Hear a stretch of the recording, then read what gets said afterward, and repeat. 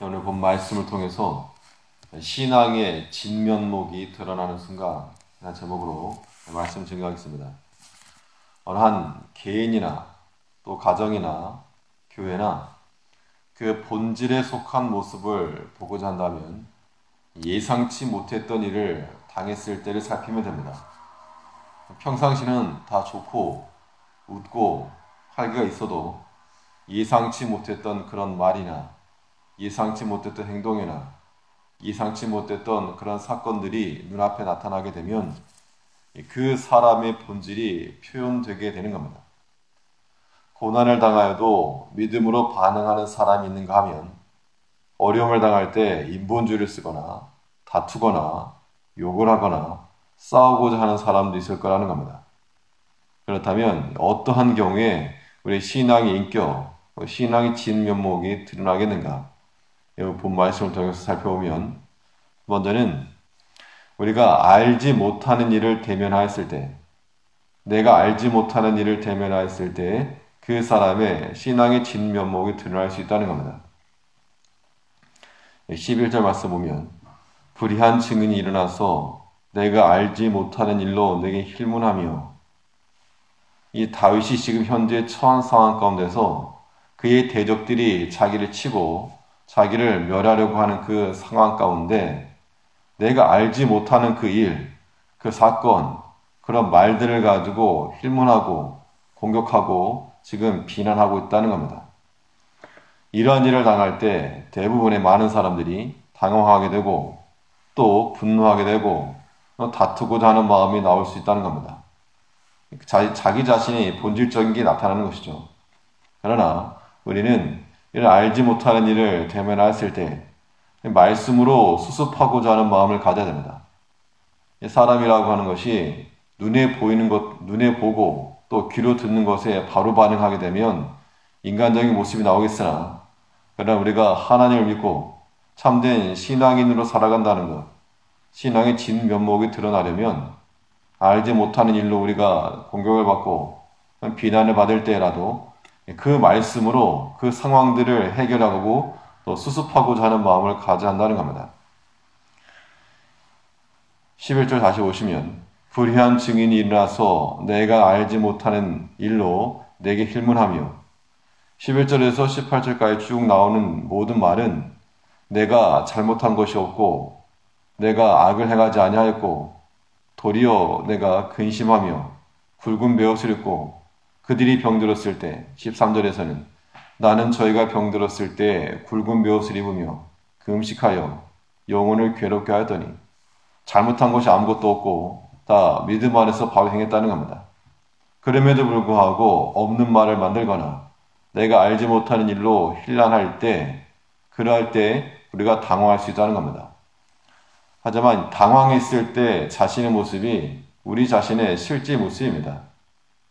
때로는 우리가 알지 못하는 그런 당혹스러울지라도 우리가 순간적으로 하나님과 또 그 말씀이 생각나야 됩니다. 이것이 신앙의 진면목을 소유한 사람의 모습일 겁니다. 바울은 자신이 자기 자신을 변호하는 과정에서 제사장에게 회칠한 담이여 라고 한마디 했다가 사람들이 제사장에게 어떻게 그렇게 말하는가 라고 말하니까 나는 그가 대제사장에게 알지 못하였다 라고 말하면서 기록하였으되 너희 백성의 관원을 비방치 말라 하였느니라 하더라. 자기 자신이 알지 못하고 행한 그 일에 대해서 우선적으로는 자신의 실수를 인정하였을 뿐만 아니라 하나님 말씀으로 그 상황을 그냥 종료시킨 겁니다. 그것 때문에 더 끌고 가거나 싸움의 일로 나가지 않고 그 안에서 그냥 종료시킨 겁니다. 내가 알지 못하는 일로 공격당할 때 싸우는 것, 그것은 큰 유의가 없다는 겁니다. 말씀을 나에게 적용시키고 또 전체를 판단하고 넘어갈 것은 그냥 넘어가는 것, 이것이 우리의 신앙의 인격이 될 것입니다. 다윗은 또 시글락에서 전쟁의 승리 후에 함께 돌아왔는데 마을이 불타고 가족들이 포로로 잡혀간 장면을 접하였습니다. 이 백성들이 다윗을 죽이려고 할 때에 크게 당황했지만 순간적으로 하나님을 바라본 겁니다. 이건 다윗의 신앙의 진면목인데 백성이 각기 자기 자녀를 위하여 마음이 슬퍼서 다윗을 돌로 치자 하니 다윗이 크게 군급하였으나 그 하나님 여호와를 힘입고 용기를 얻었더라. 이것이 우리가 본받아야 될 신앙인의 모습일 것입니다.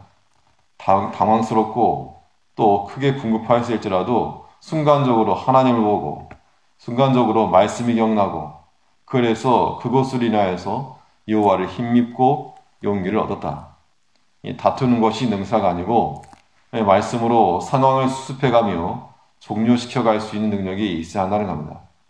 우리가 알지 못하는 일을 대면하였을 때, 나와 관계없는 일로 인하여서 비난을 받을 때 다투는 것이 우선적으로 나올 수 있는 모습이나, 그러나 우리가 그러한 것에서도 말씀을 기억하고 순간적으로 하나님과 그 말씀을 보고 이 모든 것들을 다스려갈 줄 아는, 수습해갈 줄 아는 그런 모습이 있어야 됩니다. 또 어떠한 때 우리 신앙의 진면목이 드러나겠는가? 믿었던 사람들에게 실망하였을 때, 그때 우리 자신의 본질에 속한 모습이 나올 수 있는 겁니다. 사람은 의지할 바가 되지 못함을 우리는 아예 처음부터 알고 있어야 됩니다. 아무리 선한 마음을 행하였어도 자신의 유익만 취하고 돌아서는 사람도 적지가 않고, 신앙의 동지처럼 오랫동안 함께했어도 또 자기 자신의 유익을 따라서 곁을 떠나는 자들이 있다는 겁니다. 그런 일을 당했을 때, 내가 믿고 의지했던 사람이 돌아섰을 때 저주하면서 쫓아가는 것이 아니라 사람에 대한 기대감을 거둬야 한다는 겁니다. 12절에서 내게 선을 악으로 갚아 나의 영혼을 괴롭게 하나 외롭게 하나 나는 저희가 병들었을 때 굵은 벼옷을 입으며 금식하여 내 영혼을 괴롭게 하였더니 14절에서는 내가 나의 친구와 형제에게 행함같이 저에게 행하였으며 내가 굽히고 슬퍼하기를 모친을 곡함같이 하였도다. 사람들에 대해서 다윗은 자기가 할 것만큼을 했다는 겁니다. 할 만큼을 했고 내가 악으로 행하지 아니하였고 도리어 나를 미워하고 그러한 자들에게 내 모친을 곡함같이 그들이 아플 때 돌아보고 내 영혼을 괴롭게 하고 그렇게 했는데 도리어 그들은 나를 모반하고 비웃고 찢었다 그랬습니다. 15절에서 오직 내가 환난을 당하며 저희가 기뻐하여 서로 모이며 비류가 나의 알지 못하는 중에 모여 나를 치며 찢기를 맞이 아니하도다. 인간적인 배신입니다. 나는 선을 행하였고 좋게 행해 주었고 선을 베풀었는데 돌아온 것이라고는 도리어 나를 향한 그런 비난, 또 조롱, 또 해함 이런 것이 다가오게 되었을 때 그 마음 가운데 분노가 일어나 저주하고 똑같이 대하는 그런 마음이 나오기 쉽지만, 그러나 다윗은 그렇게 하지 않았다는 겁니다. 우리가 나와 함께하던 그런 사람들이 때로는 우리에게 등을 질 때가 있다는 겁니다. 순간적으로 그럴 수도 있고 영원히 그럴 수도 있고, 그럴 때 우리가 마음속에 이 배신당한 속상함으로 사람을 저주하고 마음을 품고 이런 것은 의미가 없습니다.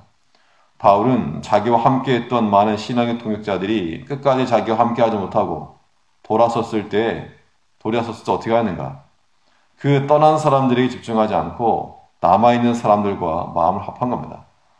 디모데후서 4장에서 대만은 이 세상을 사랑하여 나를 버리고 데살로니가로 갔고 그레스게는 갈라디아로 디도는 달마디아로 갔고, 그 사람들에 대한 원망과 또 미움으로 점철된 것이 아니고 이 누가와 또 디모데와 같이 남아있는 사람들과 합심하여 주의 일을 끝까지 감당한 겁니다. 시편에서 이사야 2장에서는 너희는 인생을 의지하지 말라. 그의 호흡은 코에 있나니 수에 칠 가치가 어디 있느뇨. 때로 우리가 사람으로 인하여서 사람이 우리에게 실망을 줄 때 마음이 아프죠. 당연히 마음은 아프겠으나 그것으로 분노와 다툼과 저주와 욕설이 나와서는 안 될 거라는 겁니다. 예수님께서도 가룟 유다로 인하여서 배반을 당하였으나 그때 하신 말씀이 내 할 일을 속히 하라. 내 할 일을 속히 하라. 그래서 가는 자에게 가게 하는 것도 믿음의 한 단면이라는 겁니다. 믿었던 사람들에게 혹은 사람에 의하여서 실망과 또 배신감을 당할 때, 그럴 때에도 우리 신앙의 진면목이 드러나는 겁니다. 모든 신앙 인물들이 그랬던 것처럼 주님께서 그러하셨던 것처럼 가는 자에게 가게 하고 또 남은 자와 또 함께하는 자와 힘을 합하여 끝까지 주의 일을 감당해낼 수 있는 우리가 되어야 됩니다. 신앙의 진면모가 언제 드러나겠는가? 기도의 응답이 없을 때에도 신앙의 진면모가 드러나는 겁니다. 13절에서는 나이 저희가 병들었을 때 굵은 벼옷을 입으며 금식하여 네 영혼을 기록하였더니 네 기도가 네 품으로 돌아오더라. 네 기도가 네 품으로 돌아왔다는 것이 네 기도 응답을 받았다는 것이 아니라 네가 기도했는데 그냥 그대로 돌아왔다는 겁니다. 마치 편지를 보냈는데 반송된 것과 같은 그런 상황으로, 다시 말하면 기도가 응답되지 않았고 내가 다른 형제들에게 했던 것만큼의 효과가 나타나지 않았다 그 이야기인데, 기도하였음에도 불구하고 그 기도의 응답이 없을 때, 그럴 때 우리가 스스로 낙담하기 쉽고 하나님 앞에 불만을 가지기 쉬운데, 그럴 때마다 우리가 어떻게 할 것인가? 신앙의 진면목을 드러내는 사람은 도리어 하나님께 더욱 감사한다는 겁니다. 18절에서 내가 대회 중에서 주께 감사하며 많은 백성 중에서 주를 찬송하리이다. 네 기도가 응답되지 않고 도리 형제들을 향한 나의 사랑과 선함이 반대로 돌아왔을 때, 그때 우리가 어떻게 해야 했는가? 다윗은 말하기를 내가 그럴 때 대회 중에서 주께 감사하며 많은 백성 중에서 주를 찬송하리이다. 기도의 응답이 없을 때라도 더욱 하나님께 감사할 수 있는 그러한 모습이 나타날 때 우리 신앙의 참된 모습, 진면목이 드러난다는 겁니다.